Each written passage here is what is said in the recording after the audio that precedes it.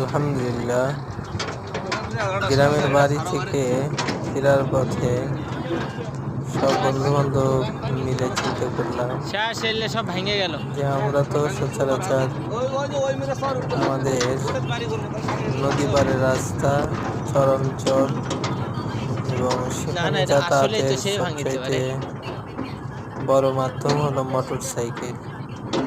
সারিয়াকান্দি কালীতলা ঘাটপাড় থেকে ওই পার যাওয়ার পরে মোটর সাইকেল দিয়ে আমাদেরকে বাড়িতে যেতে হয়। তো টানা ঈদের কয়েকদিন ছুটি বাড়িতে থাকার পর মনে হলো যে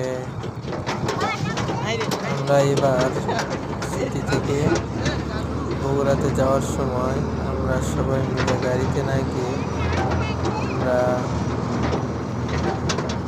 একটা ট্রলি গাড়ি ভাড়া করি। ভাড়া বলতে নিজস্ব গাড়ি, আমার বড় ভাইয়ের গাড়িটা ভাড়া করে আমরা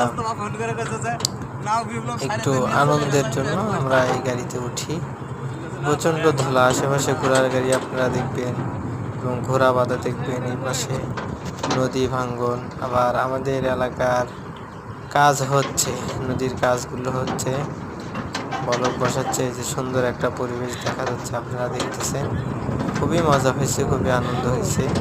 তো নদীটা সুন্দর করে বেঁধে দিচ্ছে যাতে করে আর নদী না ভাঙ্গে।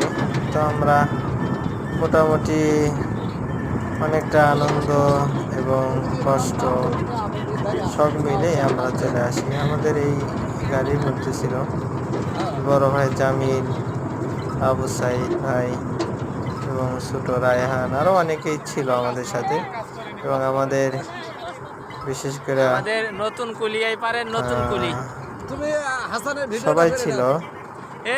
আপনারা দেখতেছেন যে চরাঞ্চলের এই জায়গাটা, এটা যমুনা নদী। আসলে যমুনা নদীতে এই সময় পানি নাই, পানি শুকিয়ে গেছে, যার জন্য যমুনা নদীর অবস্থা। এই যে মোস্তফা আমাকে দেখতেছে, ও গাড়ি নিয়ে আসছে মোটরসাইকেল হেলমেট সহ।